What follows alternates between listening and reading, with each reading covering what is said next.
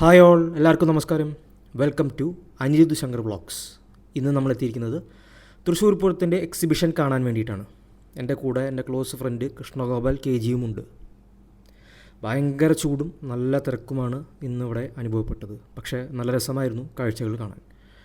Children's പാർക്കും അവർ കളിക്കുന്ന ട്രെയിനും റോളർ കോസ്റ്ററും ജൈൻറ്റ് വീലും ഒക്കെ ആയിട്ട് രാത്രി കാഴ്ചകൾ നല്ല രസകരമായിരുന്നു. നല്ല തിരക്കുണ്ടായിരുന്നു ഇന്നത്തെ എക്സിബിഷനിൽ. മെയ് മാസം അവസാനം വരെ കാണും ഇത്തവണത്തെ പൂരം എക്സിബിഷൻ.